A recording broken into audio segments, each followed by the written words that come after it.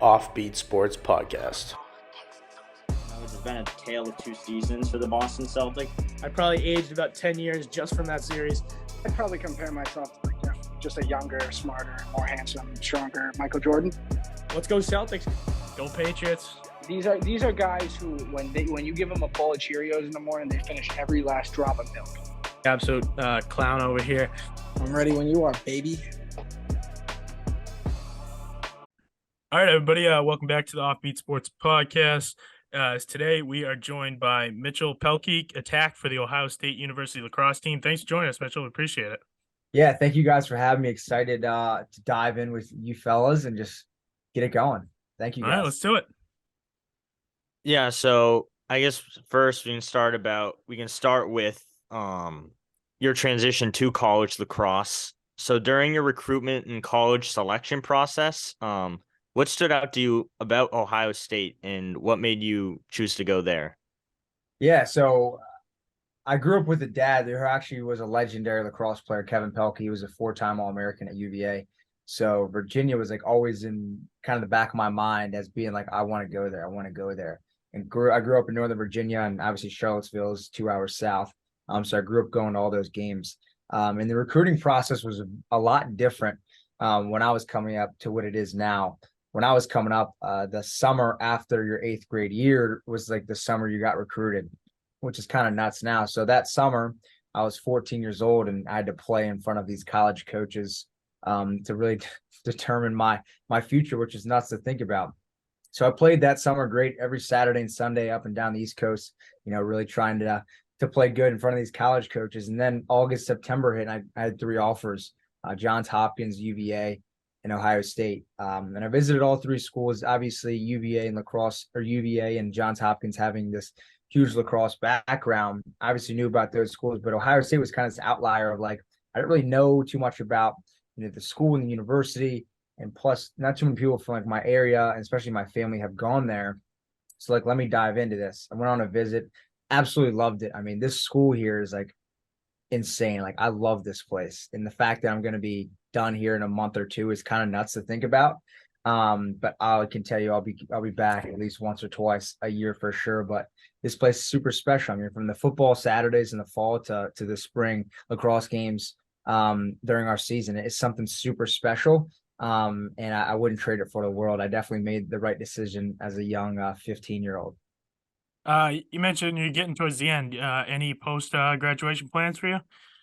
Yeah, so like we're trying to plan a couple of vacations with the fellas right now, but as far as work, continuing to make videos, content, I'm still trying to figure out exactly what I want that niche and genre to be. But I still think within sports, doing more in the basketball, football, but still obviously incorporating lacrosse will be huge. I just love making content. I still think if I wasn't getting paid to do it, I would still do it on the side.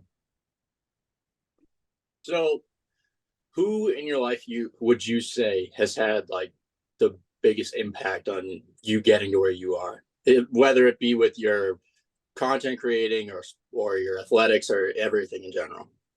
I would say both my parents, actually. It's kind of funny you say that. No one's ever asked me that question, but I'd say on the lacrosse side, my dad, and on the social side, my mom. Like growing up, it was lax for me. And like there was nothing else. Like I played football and basketball, but like my whole life revolved around lacrosse.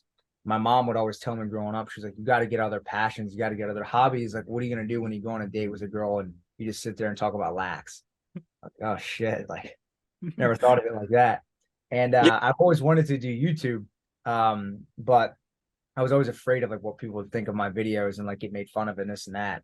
And my mom's like an Italian old school mom. If you guys have any friends or any of you guys are Italian. And, No, Bosie. Yeah, you know how it is. My mom's a hardcore Sicilian. Threatens to hit me with a wooden spoon, like yeah, once that's the every go 3 to. days. It's a wooden spoon, and they just take the sandal off their feet and just use that. But that's what it was. It was her just like busting my chops every day. Like, you got to try something else. You got to do something new. So she really kind of got the social side of me to start, and I never really looked back. So like I always tell people, like my dad, I got all my athletic side from my dad and personality from both, but I got the social scene from my mom. Pretty good answer. I'm sure both of them are going to be happy to hear that one. Yeah. So I saw there was a bit of controversy in your game against Maryland where the Yeah. opponent's coach had a rarely enforced violation called on one of your teammates. So what were your thoughts on that situation? Were you guys all kind of confused? Yeah, so actually I was talking about that to Joe Beninati today, like I mentioned. And it was interesting because like during the play, when it was happening, like we didn't know what was going on because like the coaches, Coach Tillman and Coach Myers, were having a conversation with the refs and like nobody could hear what was going on. Obviously, we can't hear the announcers on the field. So we had no idea what was going on. The refs started checking sticks, this and that. So we thought it was like a regular stick check. And then come to find out, it was obviously the glove rule. And I'm not like a rule guy. Like I truthfully didn't know that was a rule, but I'm just gonna kind of leave it there, I guess. Hey, I from what I read, it's like a rarely enforced violation. So interesting that they call it there You at guys that point of the game. But Yeah, it's definitely interesting. I've never heard it before. I think the most interesting part was the fact that they just started with the ball and not like a penalty or anything like that. I've never seen that before in like my 20 years of playing. yeah, hey, Yeah. you learn something new every day. Yeah. So there are many aspects of being a student athlete at a Big Ten school like Ohio State, big time college athletics. Not Ohio State, the Ohio State The University. Ohio State. Yeah, my Yes, bad. sir. My bad. But what would you say is your favorite part of playing lacrosse for Ohio State? And do you have a favorite memory from your time at Ohio State now, being a senior and reflecting upon your time there? Yeah, I think as far as playing lacrosse here at Ohio State, like no matter if it's football down to like the smallest team sport here, like everybody wants to win a national championship. And I've never really been in an atmosphere where that is. And I think the coolest part is like there's so many resources for us to win here, from like, the weight room to the sports side to nutritionists to tutors to the academic side. Like there's so many things and so many resources to succeed. And that's truthfully like one of the huge reasons why I came here. Like it's literally impossible to fail here. Like if you like, I've never even heard of it, but I think like to go off your point, like just playing lacrosse here is something so special because like the Blocko and the Scarlet and Gray and the Ohio State University, like they do things differently here. And that's why they're one of the top universities in the world. And I just wanted to continue to live on that tradition. I think as far as memories here, there's so many memories. Like it's like I was getting sad on the way home from class and I'm like, damn, it's a nice day out. Everyone's out. And I'm like, this is about to be gone from your boy in a month or two.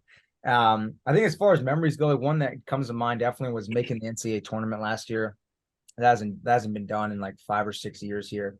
And it was truly something special to kind of put Ohio State back on the map in the playoffs. And we were celebrating this and that. And we hopefully want to get back there again this season. Yeah. Quick question. So you said it's really hard to fail at Ohio State. So as Patriots fans, we're looking up towards the draft. We have the 14th pick. One of the big names for us is Jackson Smith and Jigba. Yeah. As someone who goes to school, this kid probably sees him play.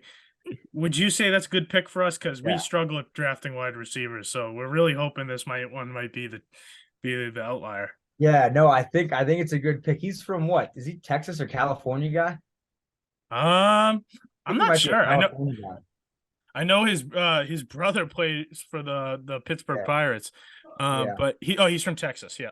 Texas. Yeah. So the only thing that come to mind is maybe the weather might not suit him well. But I can tell you what, the way Ohio State is run is very, very similar to how Belichick runs his crew up there.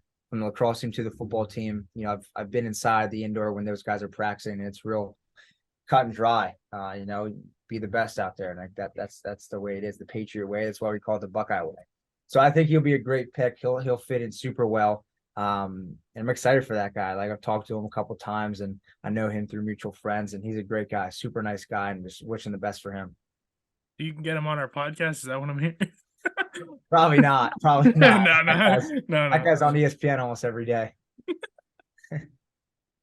So the question, like I worded it differently than I'm going to say it, but basically with academics at a D1 level, along with being a D1 athlete, and you have this following on social media, you're doing all this different kind of media stuff, how have you kind of learned to balance that? And how's that kind of come to work for you in a good way? Yeah, that's a great question. That's actually probably one of my most asked questions. So my college career is very different. Like when my all my high school career, I was, making money off YouTube AdSense. I was selling merchandise. I was like a traditional influencer. But then as soon as I stepped foot on campus in 2019, I demonetized all my videos and stopped selling merchandise because at the time NIL wasn't a thing. So for those 2 years, like I was just like, what am I gonna do? Because this is like my other passion. Like 50% was lacrosse, the other 50 was creating content, and that was a struggle for me. And luckily, the name, image, and likeness rule passed on July 1st, 2021, and my whole life kind of changed. It really opened up so many more doors, not from the money aspect, but from the aspect of I can start creating content freely again. And that was something like I was so happy and so passionate to do. I'll never forget meeting with my coach after the rule passed, and he was like, "Hey, like I love what you're doing. I want you to keep doing what you're doing. But just remember, you're here to get a great education. You're on scholarship to play great lacrosse, and whatever you want that third thing to be, that's up to you, whether it's, faith, family, friends, or content." And for me, that's always really put it up in perspective for me. It's like I don't mess with the columns, right? Number one, I'm here to get a great education. I want to graduate. I want to get that diploma. Number two, I want to play the best lacrosse I can out in the field to help my team win a national championship. And number three for me right now is content. Building this brand. I truthfully see my YouTube channel hitting 1 million subscribers. And that's a huge goal of mine. And I just know that's what it's going to take. So the balance part of, maybe not going out with the guys on the weekends, or, hey, guys are, going out for Taco Tuesday. I can't hit that. I got to finish this video. And I just think there's so many different obstacles, especially at a big school like this at Ohio State. There's so many different things going on, but it just comes down to like self-discipline. And that's a big one for me. And I truthfully know the more self-discipline I have while still enjoying the process is kind of key for me. So I have a follow-up quickly to that. And Yeah. I don't know if anyone really talks to you about this, but I'm honestly just curious of what your major, what you study at school. And Yeah. does it have anything to do with what you're doing with your media side of things? Or is it like, was your career aspiration different than the whole media thing? Yes, that's a great question, actually. So my major is called sport industry. And I truthfully picked it because it's one of the easiest majors here at Ohio State. Like a lot of guys that want to become coaches or want to work in sports take it. Well, if you're trying to balance all that stuff, I can understand it. Like you don't want to have Yeah. something you're never able to find a good balance. But yeah, I was just That's what I was gonna say, Mike. I was like, that's like the biggest thing for me. It's like I picked the easiest major because like I knew this YouTube thing would be my future. So rather putting all my rocks in this like major bowl, I put it into the social media bowl because that's what like I want to do long term. sure. Yeah, no, I was just curious. I didn't know if anyone's really asked you about it. So that's all. Yeah, no, it's a good question. People ask me that all the time. Yeah. So you mentioned NIL's opened up a lot of opportunities for you. It's a big development in the last few years for college athletics. So you've been nominated for NIL Awards, Male Athlete of the Year. Like that's a big thing. Like you're huge in the NIL space. So like you mentioned, open up opportunities for you. How did it open up opportunities for you? And what are some of the NIL deals you are involved in, if you want to talk about those? Yeah, so it kind of just opened from the start. I think, since I had this social following in high school, kind of before I came to college, I was kind of already on the radar, but companies and brands couldn't do too much because, again, NIL wasn't a thing. But as soon as it opened, like I said, July 1st, 21, it was kind of on. A couple of days later, I signed a deal with Degree, and that was my first brand deal with Degree deodorant. And this kind of kept on trickling from there and just kind of working this NIL space and building my brand into different avenues. So from Degree, it was then IHOP to then, Taco Bell to then to Cheesecake Factory, then to DoorDash. And it just kind of kept spiraling out from there. Now I'm trying to work on different avenues from lacrosse camps to personal appearances to autograph sessions and just trying to really expand my Podcast appearances. Podcast appearances. Just trying to continue to spread myself out. I think is the biggest thing because at the end of the day, once I tackle one thing, I want to continue to tackle other things to continue to get out of my comfort zone. Yeah. So back to your social media, like which I guess is connected to NIL. But do you come up with all your own content, or do you have help with that? And where do you get some of your inspiration for your stuff? Yeah, so I got to give a huge shout out. He's one of my best friends here at Ohio State. I live with him. He's on the team as well. His name is James Hogan, number 27. One of the nicest guys I've ever met in my entire life. He helps me with almost every part of this business, from the idea side to the merchandise side to the planning side. Like he's always willing and down to help, and like I'll be forever in debt to that guy. But he helps me with a lot of the ideas. We sit up here, he sits on the bed, I sit in this chair, and we just talk ideas. That's what I always say. The 50% hardest about this YouTube business is coming up with that idea. Helps me film and everything. So I got to give a lot of credit to him. But yeah, he does help me a lot with that of the planning of the idea part. So Awesome. So like a lot of guys have obviously they have, you have a playlist you listen to before a game or whatever it is. Do you have that kind of thing, like a certain song or like? Wait, hold on, Bosie. Hold on. We got to set this up. We're gonna start our rapid fire questions. So we're gonna hit you with them. We're gonna hit you with the offbeat questions. All right, ready? Let's do it. All right. So do you have like a pregame, like everyday routine or like a song or something that you always do to kind of get you like ready and in like the, I don't know, mental space for your playing? Actually, I don't. Like I'm the type of guy in the locker room that's just like chill, busting chops, laughing. Like I truthfully hate the anticipation part of practice and games. So like I try to like do something up into the game, and then when it's game time, I'm ready to go. Because the more I think about it, the more I get nervous, and the more I just melt, honestly.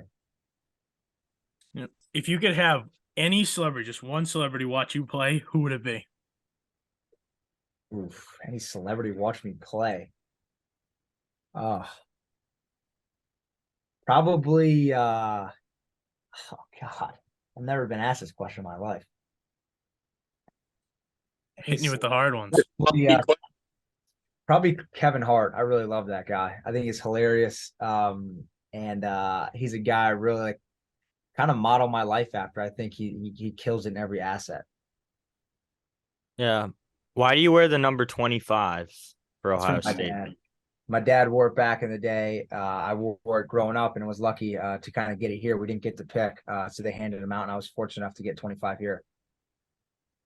Who's your favorite non-lacrosse athlete? Non-lacrosse athlete. I would say LeBron. I think like I try to model my life after that guy in the way that, you look at where he's came from, this 16-year-old superstar, right?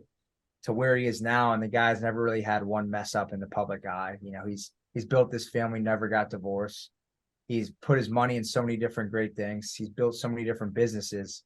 And I feel like that's really underrated about that guy. Like people can say what he wants about him playing basketball, what he does off the court, but like the guy like kills it. Damn, you had to humanize him. We're Celtics fans. You had to humanize him. I was waiting for something like either Michael Jordan or like Knicks fans, but I get it. Oh, that was so funny. So yeah, I think we know where you're gonna go with this one, but who is your NBA GOAT, MJ or Bron? I think GOAT all time though is definitely Jordan. Like I think like one-on-one LeBron would win, but I think like Okay. I just think like Jordan was a killer. Like I actually rewatched that Last Dance series the other day, and like that guy just didn't care. He just wanted to win. And I do think LeBron's a better athlete one-on-one. Still think LeBron's winning, but I just think like the ultimate GOAT is like definitely Jordan. And I don't care about the accolades or, points or awards, but like I just truthfully think like Jordan was a better all-around player. All right, and last one. Your favorite sports movie.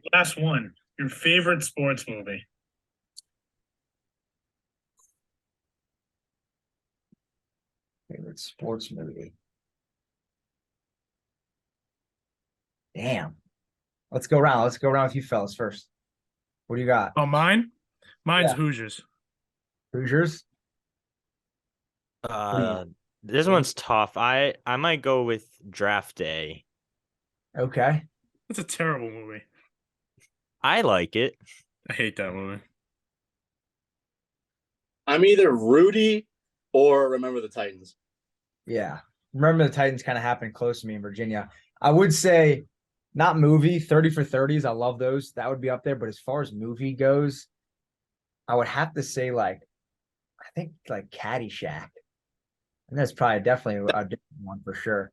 But I like the comedy side. I'm not the biggest into like Remember the Titans. Like I feel like it's so scripted, like Disney, like oh the underdog comes back and wins it. But I think Caddyshack, just a classic. Hey, that's a good movie. Yeah. I really like the Hoosiers. It's a classic for me. I was between that and maybe even Space Jam. Space Jam is just so classic. It's so good. But Yeah. I like Space Jam. all right, well, that's all we got for you. Thank you, Mitchell, for taking the time to do the interview with us. We appreciate it. Yeah, Thanks, man. thank you guys for having me. I appreciate it. Excited to see the final product and good luck in the future. Yeah, best of luck on the rest of your season. Thanks everyone for watching and listening. Be sure to check us out on Instagram at offbeat_sports and on TikTok at offbeat sports. And be sure to subscribe to our channel. Thanks for tuning in. See you next time. Call them all Texas.